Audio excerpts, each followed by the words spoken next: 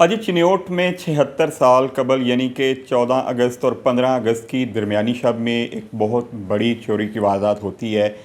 हकीम मोहम्मद अशरफ जिनका ताल्लुक़ चिन्योट से था और 14 और 15 की दरमियानी शब उनके घर में एक चोरी की वारदात होती है जिसकी FIR थाना सदर चिन्योट में दर्ज की जाती है। 76 साल गुजर गए हैं, आज तक उस चोरी का सुराग नहीं लग सका। उनके अहले खाना, उनके लवाकीन इसकी आज तक मुसलसल पैरवी कर रहे हैं। अब उस ख़ानदान के नवासे यानी कि चौथी जो नस्ल है वो इस केस की पैरवी कर रही है, लेकिन आज तक उनको कुछ नहीं मिल सका। मोहम्मद साजिद हमारे साथ मौजूद हैं जिन्होंने एक बार फिर IG पंजाब डॉक्टर उस्मान अनवर को दरख्वास्त दी है कि इनकी इस चोरी का सुराग लगाया जाए। साजिद साहब, आपने एक दफ़ा फिर इस केस को उठाया है FIR की सुराग के लिए, अपनी रिकवरी के लिए। इस सारे अरसे के दौरान आप कहाँ थे? अचानक कैसे दोबारा याद आ गया? देखिए, ये 14 अगस्त 1947 को पाकिस्तान बना है और 14 और 15 की दरमियानी शब घर में चोरी होती है। मेरे नाना अबू और नानी और जो हम बच्चे थे वो सो रहे थे बलाई मंजिल पर। तो सहरी का वक़्त था जब वो नानी मेरी नीचे उतरी हैं रोज़े की तैयारी के लिए, सहरी के लिए। तो नीचे सामान बिखरा पड़ा था और चोरी हो चुकी थी। सब हमने संभाल किया। वहाँ पर तकरीबन 150 तोला सोना था, उसके अलावा दरियाँ थीं, उसके अलावा 20 के करीब बोस्की के सूट थे और काफ़ी सारा सामान था। तकरीबन उस वक़्त भी वो लाखों के करीब था जो सामान चोरी हो गया। तो फ़ौरी तौर पर मेरे जो नाना अबू थे वो टीचर थे लालिया में, उन्होंने एप्लीकेशन लिखी और थाना सदर चिन्योट पहुँच गए। वहाँ उस वक़्त जो ब्रिटिश दौर के SHO थे अशर दास, उन्होंने फ़ौरी तौर पर इस मुकदमे को दर्ज किया और वादा किया कि इंशाल्लाह हम इसकी जो है वो तलाश करेंगे, मुल्ज़मान पकड़ेंगे और आपकी रिकवरी करके देंगे।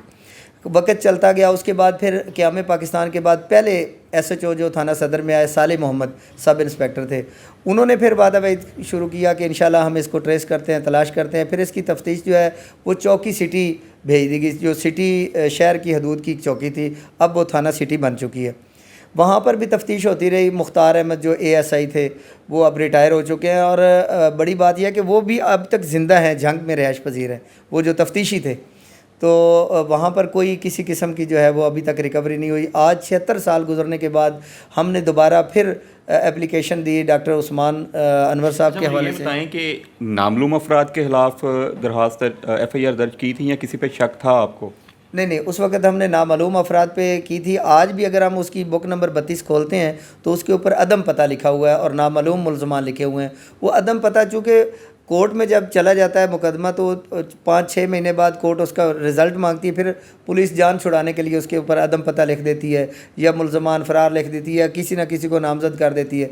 अभी तक ना तो मुल्ज़िम नामज़द हुए हैं, ना ही उसकी कोई पता चल सका है। अदम पता करके उसको दाखिल दफ्तर करके फ़ारिग कर दिया गया। आपसे कबल आपके ख़ानदान में से या आपके नाना जो हैं उनके बेटों ने या किसी और ने भी इसकी पैरवी की है? जी बिल्कुल, मेरे मामू रशीद थे, उन्होंने इसकी सारी पैरवी की, देखभाल करते रहे। लेकिन जिस तरह रवायती होता है सिस्टम, आज करते हैं, कल करते हैं, परसों करते हैं, वो करते करते बिल्कुल ही बंद हो गया। आज हमने फिर इसको परसू किया और हमने एप्लीकेशन मूव की, उसका ID ट्रैकिंग नंबर लगा और 2 दिन के बाद मुझे मैसेज आ जाता है IG ऑफिस से कि आप मुकदमे की पैरवी नहीं करना चाह रहे, इसलिए हम आपको जो है ना आपकी दरख्वास्त दाखिल दफ्तर कर रहे हैं। फिर जाके मैंने दोबारा फिर मैसेज किया कि ऐसा नहीं है, मैं तो पैरवी करना चाह रहा हूँ। आज 76 साल बाद अफसोस की बात यह है कि क़याम पाकिस्तान के बाद चिन्योट में ये पहली FIR है। अगर 76 साल बाद हमें भी इंसाफ नहीं मिल रहा तो पहली FIR वाले को नहीं मिल रहा तो आगे क्या होगा जी? अच्छा, मुझे ये बताएं कि इस दौरान यकीनन 76 सालों में इस थाने ने मुतअद्दिद चोर पकड़े होंगे। कभी आपके जो मुद्दई हैं इस बाकी जो आपके ख़ानदान से थे, शिनाख्त परेड के लिए कभी किसी को बुलाया हो कि अगर आपको किसी को शक है तो था इस तरह का कोई मामला? नहीं, देखें जी, इसमें किसी किस्म का कोई हमारे साथ रब्ता नहीं किया गया। चूँकि पुलिस की अपना नेटवर्क है, पुलिस का अपना ऑफिस है, उसमें रोज़ाना की जो अपडेट्स होती रहती हैं, उसमें आम पब्लिक तो लाइलम होती है। हमें कोई पता नहीं उन्होंने कौन सा मुल्ज़िम पकड़ा। हमने जब अपनी FIR के हवाले से पूछा तो ये पता चला कि आपका ना तो मुल्ज़िम पकड़े गए और ना ही कोई उसका पता चला है। जब हमने उसकी मज़ीद पूछगिछ की तो उन्होंने बुक निकाली, वो बुक नंबर 32 के ऊपर जो दर्ज था वहाँ पे अदम पता लिखा हुआ था। अच्छा, अभी आपने जब दरख्वास्त दी है उसके बाद कोई IG ऑफिस से आपके साथ रब्ता किया गया है, कोई शवाहद मांगे गए हैं, कोई चीज़ मांगी गई है? जी बिल्कुल, इस आईडी के मुताबिक मतलब उससे बड़ी नाअहली आप ये देखें कि हमारी आईजी ऑफिस को जब एप्लीकेशन पहुंचती है तो वो उसकी एप्लीकेशन को जंग भेज देते हैं। अब डीपीओ ऑफिस जंग से मुझे कॉल आई कि आपको वहाँ से बुलाना चाह रहे हैं, वहाँ डीपीओ साहब आपसे मिलना चाहते हैं और वहाँ आपके साथ जो बातचीत करना चाहते हैं। तो मैंने उनसे गुजारिश की कि ये तो मुकदमा हमारा चिन्योट का है, डिस्ट्रिक्ट जंग था उस वक्त, लेकिन फ़िल वक्त ये डिस्ट्रिक्ट चिन्योट का है, तो मैं मतलब पहले ही हमारा इतना नुकसान हो चुका है, अब हम तारीखें भुगतने जंग जाएं तो ये नामुनासिब बात है। फिर उन्होंने दरख्वास्त हमारी दाखिल दफ्तर कर दी। आज मुझे रब्ता हुआ है डीपीओ ऑफिस चिन्योट से, पीआरओ साहब और दीगर अफसरान ने मेरे साथ रब्ता किया है, तो वहाँ तक पता चलेगा। और वहाँ जो अज़राए मैंने जाकर दोबारा थाने में पता किया तो वहाँ पुलिस वालों का ये कहना था कि ये उस वक़्त ब्रिटिश दौर था, तो ब्रिटिश दौर के अंदर ही आपको करना पड़ेगा। अब हम कोशिश कर रहे हैं कि हम बरतानिया की जो यहाँ पे एम्बेसी है वहाँ पर हम एप्लीकेशन दें और अपने हकूक़ के लिए हम अपनी आवाज़ उठाएं।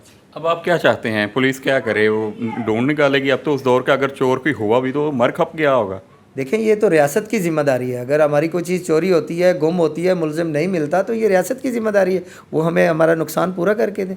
कहीं से मुलजिम ट्रेस करें, देर की है तो गवर्नमेंट ने देर की है, हमने तो देर नहीं की। हमने तो 14 की दरमियानी और 15 की दरमियानी शब को चोरी होती है कि हमें पाकिस्तान होता है, लोग अफरा तफरी में है, लेकिन हमने उस अफरा तफरी के दौरान भी अपने कानून का सहारा लिया और हम जाके अपनी एप्लीकेशन मूव की।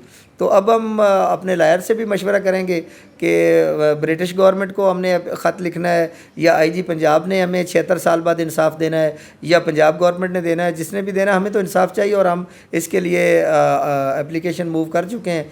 अब उनकी मर्ज़ी है वो क्या करते हैं। अच्छा, उस वक्त आपके नाना टीचिंग के अलावा कोई और भी उनका कारोबार था? 100-150 तोले सोना, बाकी इतना कीमती सामान? देखें, एफआईआर के अंदर उन्होंने बाकायदा ये जिक्र किया है कि करमचंद जरगर थे, चक 131 जो चिन्योट का नवाई गांव है वहाँ से उन्होंने तैयार करवाए थे। और ये आप बिल्कुल, आपका ठीक सवाल है कि इतनी ज़्यादा अमाउंट और इतना बड़ा सोना कहाँ से हुआ। वो हकीम भी थे और बिज़नेस भी करते थे। 20 तोले, अब 20 सूट जो बोस्की के हैं वो आम आदमी घर में नहीं रखता, वो कपड़े का बिज़नेस करते थे। तो वो 20 का जो बोस्की का, उस वक़्त बोस्की का जो ब्रांड था वो सबसे आज के दौर में भी बड़ा लेवल का एक ब्रांड है, लेकिन उस वक़्त जो वो 20 सूट थे और चादरें थीं और चांदी के ज़ेवरात थे और दूसरे तलाई ज़ेवरात थे, वो सारे, चूँकि वो बिज़नेसमैन भी थे, इस हवाले से घर में मौजूद। बिल्कुल जी, ये केस अब बड़ी दिलचस्प सूरत हाल में शामिल हो चुका है। आईजी पंजाब ने भी इसका नोटिस लिया है और जो मुतलका डीपीओ हैं उनको इस बारे में तहकीकात करने का दोबारा से हुक्म दिया है। इस केस का तमाम डाटा थाना सिटी चिन्योट में मौजूद है। वहाँ की जो लॉग बुक है, बुक नंबर 32 है, उसके ऊपर इसका सारा इंदराज मौजूद है। और इस एफआईआर के मुताबिक तकरीबन 150 तोले सोना, कीमती सूट और दीगर सामान था। 76 साल गुजर गए हैं, आज तक वो ट्रेस नहीं हो सका, इनको कुछ नहीं मिल सका। और ये मोहम्मद साजिद साहब उम्मीद लगाए बैठे हैं कि शायद अब इनके जो चोर हैं वो पकड़े जाएं या इनको इनका जो सामान चोरी हुआ है इनको मिल सके।